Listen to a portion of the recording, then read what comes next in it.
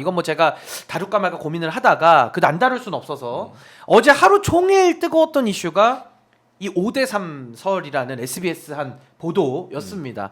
이게 뭐 추측을 기반으로 썼다고 하니까 저는 뭐 이게 기사로서 얼마만큼의 가치가 있느냐라는 건 모르겠습니다만은 어찌됐든 5대3 설이 나오니까요. 그것도 공신력 있는 방송사에 마크를 달고 나오니까 저기 탄핵 반대, 윤석열 복귀 찬성 쪽에서는 막 박수치고 땔감으로 쓰고 또 지금 윤석열에 대해서 심판해야 되고 직을 파면해야 된다라고 여기는 헌법 수호 세력 쪽에서는 괜히 불안해지는 거예요. 이 기사 때문에. 그러니까 뭐 국무위원들에 대해서 어제 또 민주당 초선 재선 의원들은 뭐 줄탄핵을 국무위원들 시켜야 된다. 또 뭐 조국혁신당에서도 뭐 비슷한 의견 뭐 이런 것들이 막 나오고 있었는데 이게 지금 굉장히 중요한 시기거든요. 이 중요한 시기에 왜 이런 게 나오냐? 예, 이런 5대3이라는 이 지금 어떻게 보면 약간의 그 탄핵 반대파들이 뿌렸을 법한 이 찌라시성 수준의 기사에 이렇게 다 흔들려서 이게 되겠는가라는 걱정도 좀 들더라고요. 그 5대3 얘기가 평가하십니까? 나온 게 5대3. SBS의 임찬종 기자의 그런 법조 기자. 잖아요. 예, 예. 임찬종 기자가 윤석열 퀴즈예요, 원래. 윤석열 한동훈 퀴즈예요, 원래.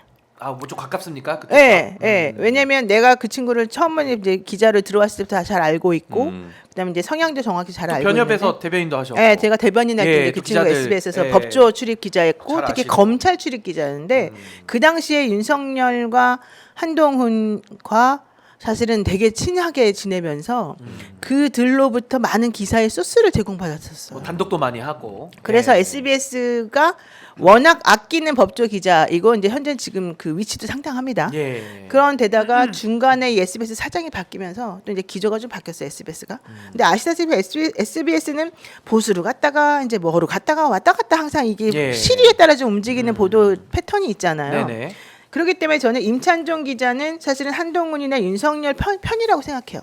이제 그 기자는 개인적으로는 자기는 아니라고 얘기할 건데 근데 이제 평가는 또 국민들 몫이니까. 그렇게는 평가는. 아니라고 예. 주장은 하겠지만 나는 기본적으로는 그 친구는 옛날부터 그 둘로부터 친하게 지냈고 그 둘로부터 많은 음덕을 받았고 예. 그래서 나는 그 친구의 기본적인 성향은 자기도 모르게 그쪽으로 좀 치우쳐 있을 거라고 생각해요. 그러니까 소위 말하면 그쪽 성향까지는 모르지만 뭐 반 이재명 성향 뭐 이런 건 있을 수 있겠죠. 아까 주도권 얘기도 하셨으니까. 이재명 되게 싫어요. 솔직히. 그런 느낌 반 이재명. 그래서 예. 기본적으로는 이 친구가 생각하는 게 윤석열의 생각이고 이 친구가 생각하는 게 한동훈의 생각일 텐데 윤석열과 한동훈이 서로 이제 싸우는 바람에 예. 이 친구가 사실은 이제 한동훈 라인에 조금 붙은 느낌이 또 좀 들었단 말이야. 그랬는데 요번에 이제 이 헌재 재판관에 대한 성향 5대3. 조사와 예, 5대3. 이런 거를 보면은 개인적으로는 이 사람은 탄핵이 찬성하겠어요, 안 찬성하겠어요? 왜냐하면 이제 탄핵이 인용되면 이재명 대표가 대통령 될 게 뻔하니까 그러면 싫을 거 아니야. 앞에서 막으려고 하겠죠. 그러니까 추측을 해보자면. 이 친구가 뭐 거기다 개입을 하거나 뭐 자기 아니지만. 생각 그런 건 아니겠지만 예. 기본적으로는 본인이 개인 그 좋아하는 성향 예. 이런 것들과 향후 나중을 생각하면 이 보수적인 생각을 가진 이 친구는 결과론적으로는 똑같은 정보가 오더라도 예. 그 정보 중에서 취사 선택해서 내가 기존에 생각하고 있던 것하고 맞게끔 해석을 하는 거거든. 예, 예. 근데 그 해석의 방식이 나는 5대3의 방식으로 나온 거라고 본다는 거지. 실제 5대3인지 6대인지 정확히 모르겠지만 또 실제 그 친구가 취재를 제대로 한 건지도 아니 본인도 모르겠지만. 추측이라고 얘기를 했다는데 그러니까 그러면 그걸 더더군다나 기사를 왜 씁니까? 그걸 그럼 저 추측인 거를. 기자는 추측하는 기사 쓰면 그러니까 안 되잖아. 추측이면 저도 기사를 한 100개 쓰죠. 그러니까 그렇게 그렇게 하면 쓰면. 안 되는 안 건데 되죠. 그러니까 안 이 되죠. 친구는 기본적으로 그런 마인드를 가지고 있는 친구라서 어. 나는 그 사람이 기자란 타이틀을 달고 마치 객관적인 사실인 양 얘기하는 거에 넘어가면 안 된다. 이렇게 본다는 아니 거죠. 그러니까 근데 어제 이게 전 노영희 변호사님 굉장히 정확한 분석을 좀 하셨다고 보고 그건 임찬종 기자에 대한 평가를 우리가 빼더라도 누가 봐도 이거 5대3 설이라는 거는 취재가 불가능한 거를 써서 탄핵을 반대하는 쪽, 그러니까 윤석열을 직에 복귀시키겠다는 소위 말하는 그렇죠. 뭐 한덕수, 최상목 쪽에서 박수치는 내용을 가지고 이게 오히려 헌법을 수호하겠다라는 다수의 세력들, 다수의 국민들을 불안하게 만들면서 막 갑자기 그러면 국무위원들 다 날리자 막 이런 식의 아주 좀 조금은 더 검토가 필요한 내용들이 어제 막 쏟아져 나왔거든요. 그러니까 이게 이재명 무죄 결정 난 다음에 무죄 판결 난 다음에 예. 나온 얘기. 그러니까요. 그다음에 한동훈 파들이 우리도 이제 탄핵에 찬성하지 않아. 네. 라는 입장을 낸 다음에 나오는 얘기들이에요. 아니 그래서 논리는 뭐였냐면 그 제가 어제 그 줄탄핵 그러니까 그 올 탄핵이죠. 국무위원 다 탄핵하자라는 전 이거를 또 다루는 것도 전 좀 조심스럽다고 보는데 일단은 나왔으니까 다루자면 논리는 그겁니다. 헌법재판관들 이대로 가면은 임기가 만료되고 그때까지 질질질 끌게 명확하니 저도 헌재에 대한 기대는 없습니다만 헌재에 대한 기대가 없어서 헌법재판관들 기간을 임기를 연장시키는 법을 통과를 시키고 통과시키면 한덕수가 거부권 쓸 게 너무 명확하니까 그래서 국무회의를 무력화시킬 목적으로 다 날리자. 딱 요 논리거든요. 여기에 대해서는 우리 교수님은 좀 어떻게 어제 좀 판단하셨습니까? 그러니까 기본적으로 이제 이런 지금 얘기한 노영희 변호사 말처럼 그런 부분들이 있다고 하면 이건 분명히 잘못된 부분이고 그런 논리에 의해서 기사를 쓴다면 그건 쓰면 안 되는 거지. 근데 그렇게. 어제 나왔어요 기사가. 그러니까 기사가 일단 나왔으니까. 네.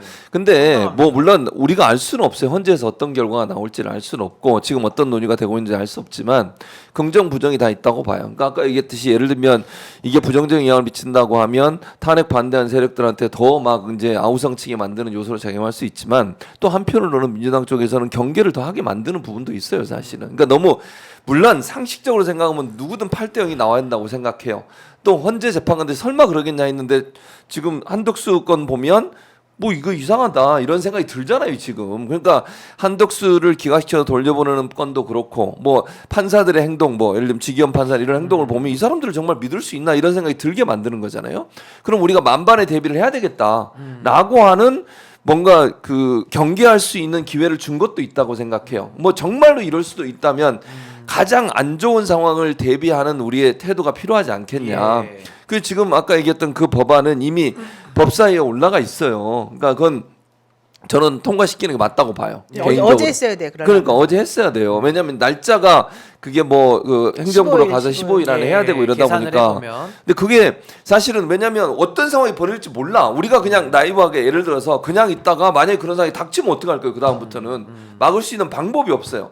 그러니까 이런 점에서 본다면 우리가 대응을 한다는 차원에서 모든 가능성을 다 열어놓고 검토해야 되고 최악의 경우를 놓고 저쪽은 그냥 무대포로 오잖아. 법을 지키지도 않지. 예. 위헌적 행동을 해도 그냥 봐주려고 하지. 이런 행동을 하고 있는 사람들을 향해서 우리가 정상적인 사고와 상식적 선에서 대응한다? 그건 어렵다는 거야. 예. 할 수 있는 모든 방법을 해야 돼요. 지금은. 이건 전쟁이에요. 어쩔 수 없어요. 이 상황에서 그럼 우리가 손 놓고 있겠냐고. 이러다가 가만히 있다가 당하면 그때는 나중에 어떻게 하 진짜 이런 일이 벌어지면 안 되지만 윤석열이 돌아온다고 생각을 해봐요. 4.19 혁명처럼 혁명이 일어난다니까? 예. 그럼 그런 나라는 어떻게 되겠어요? 그렇게 되면 희생은 또 얼마나 많이 당하겠냐고. 그러면 비상계엄도 선포하겠지. 만약 그런 상황이 된다고 하면 예. 이런 최악의 상황까지도 고려해서 준비를 해야 된다는 점은 저는 필요하다고 봐요. 물론 일부에서는 어떻게 뭐 그걸 다 탄핵을 시키냐 이런 얘기를 하지만 물론 뭐 올 탄핵을 할지 아니면 거부권 행사하기 전에 그런 의사를 보인 사람 한 명씩 할지 이거는 뭐 검토 사항이라고 생각해요. 그러나 그런 상황까지도 갈 수 있어야 한다고 봐. 만약에 안 되면 어떻게 할 거예요? 그럼 방법이 없잖아요. 윤석열 돌아오는 거 막아야 될 거 아니에요. 할 수 있는 모든 방법, 모든 카드를 다 동원해야 돼. 어제 그래서 국회의장도 여러 가지 건들을 지금 법원에다 제출했잖아요. 이것도 할 수 있는 모든 방법을 하는 거예요. 권한쟁의 청구를 또 한 번. 그렇죠. 근데 예. 권한쟁의 그리고- 선거는 의미도 없어요. 사실은. 그다음에 이제 그 재판관들에 대해서 뭐 그 임명하라고 하는 것도 했잖아요. 가처분 신청도. 근데 한 가지는 노영희 변호사한테 물어보고 싶은 것은 일부에서는 이게 법이 통과가 안 돼도 민법이나 상법에 보면 임기가 끝나고 후임자가 임명이 안 되면 그 사람이 임기가 계속된다라고 하는 그런 게 있다면서요. 예. 그럼 가능한지 이것도 좀 검토가 필요한 것 같아요. 거기에 대해서 또 설이 다 있어요. 네, 다수설, 네. 소수설이 있어요. 그게 괜찮다고 하는 설이 있고, 그럼 안 된다는 설이 있는 거예요. 그 지난번에 박근혜 때도 그랬어요. 이정미 재판관이 만료 자기 3일 3일 전에 이제 선고를 했는데 그 사람 나가면은 결국 거기도 7명밖에 안 그렇죠. 되는데 그거 어떻게 하냐 이러니까 또 그거 결정 나오고 선고 나오기 전에 아 그렇게 하면 됩니다 안 됩니다 또 서로가 막 싸웠단 말이야. 근데 지금 국민의힘 하는 걸 보게 되면 그게 사실이든 아니든 무조건 싸울 건 그러겠지. 뻔하잖아요. 그러니까 저는 그 가처분 예를 들면 그 2명에 대한 본회의 어쨌든 의결을 이제 올려야 되는데 올려봤자 지금 있는 한덕수나 최상목이 또 거부권 행사하면 또 복잡해지니까 그들을 날리는 건 당연한 것이고 한덕수 최상목 그 다음에 그거는 일단 무조건 시작을 해놓아야 되고 이 2명 재판관에 대한 임기 연장에 대한 것도 같이 해놔야 된다. 그래서 저는 그 중에 하나를 내가 생각했던 게 일단은 가처분 신청을 해라.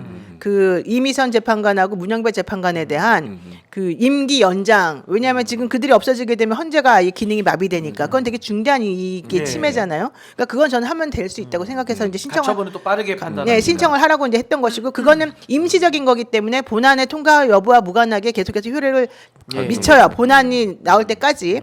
그러면 그때까지 시간을 버는 거니까 그 동안에 예를 들어서 아까 말한 국무위원들에 대한 탄핵 같은 거 이제 얘기하는 건데 국무위원들을 함부로 막 탄핵시킬 수는 없죠. 아무 이유도 없이. 그러면 이번에 내란에 동조했다라는 이유를 가지고 사실은 탄핵을 시킬 수가 있는 거거든요. 그러니까 이제 어떤 사람은 또 그러면 내란에 동조한 것으로 비춰지는 이 국무회의에 참석한 사람들에 대해서만 해야 된다 이러는데 그러지 않아요. 왜냐면 그렇게 또 따지게 되면 김문수 같은 사람은 또 살아남아가지고 자기 순서가 된단 말이야. 그럼 그 사람은 뭐 당연히 나라를 망쳐먹을 게 뻔하잖아요. 그러니까 안 되는 거야. 그러니까 내가 보기에는 그 국무회의에서 저 사람으로부터 전화를 받아가지고 참석을 했든 안 했든 상관없이 이 윤석열 정권 하에서 이 윤석열의 부역한 모든 사람들은 다 내란의 동조자다. 이래가지고 다 일단 탄핵을 시켜.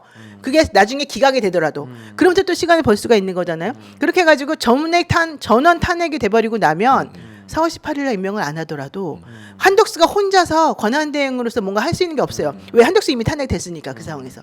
그렇게 되면 우리가 오히려 차라리 비상시국이다라고 해서 국회가 주도권을 가지고 모든 걸 할 수 있거든. 그러니까 차라리 그렇게 갈 수밖에 없어요. 정 안 된다면. 근데 일단 4월 11일까지는 뭐 좀 기대를 좀 해보겠지만 그때에 가서 그걸 시작하면 늦어요. 그러니까 지금부터 그거는 준비를 해놓고 헌재가 그 중에 정신 차리고 좀 뭔가 좀 결정을 내리고 그러면은 좋을 수 있도록 압박을 계속 해야 되는 거지.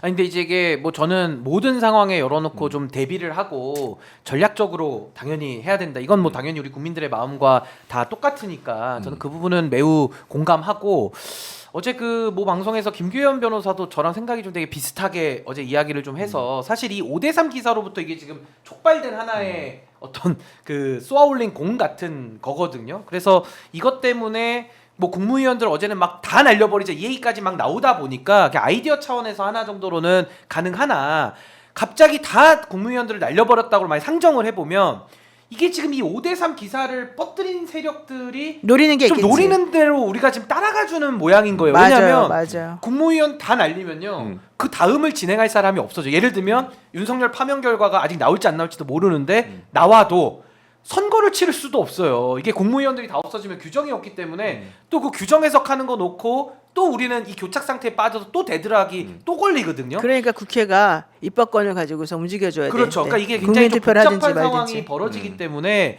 지금은 이 5대3 상황이라는 이 확인되지 않은 임모 기자의 이 기사에 너무 이렇게 우리가 막 불안 조장 속에서 너무 이렇게 하기보다는 조금 더 지금은 이 헌법재판소에 대해서 할 수 있는 모든 조치들을 탄탄하게 촘촘하게 해놔서 딴 생각 못하도록 우리가 초고강도의 압박 이걸 통해서 윤석열 파면을 일단은 이끌어내는 게 중요하죠. 지금은 더 중요하지 않나. 근데 이게 제가 지금 질문 드린 이유는 이 임찬종 기자의 이 보도 확인되지 않은 근데 그 보도 그렇게 신경 쓰지 마요. 네, 그러니까 이것 때문에 어제 하루 종일 기사들이 너무 나오고 어제 막 많은 의원들이 또 입장도 내고 이래가지고 자 이거는 좀 오늘 이미 그 이후에 나온 또 다른 얘기가 네. 있어요. 실제 그 김복형, 조한창, 정영식 네. 세 명이 이제 5대3의 그 세 명이었잖아요. 근데 그 중에 정영식 재판관이 또 이제 판단을 또 조금씩 바꾸고 있다. 그러니까 그게 또 지금 이게 기다려 되게 봐야 중요한 되는 부분이에요, 부분입니다, 이제는. 이게. 네. 그래서 어쨌든 이게 참 대한민국이 헌법이 있고 또 이게 상권분립 체제 안에서 입법행정 사법을 가지고 하는데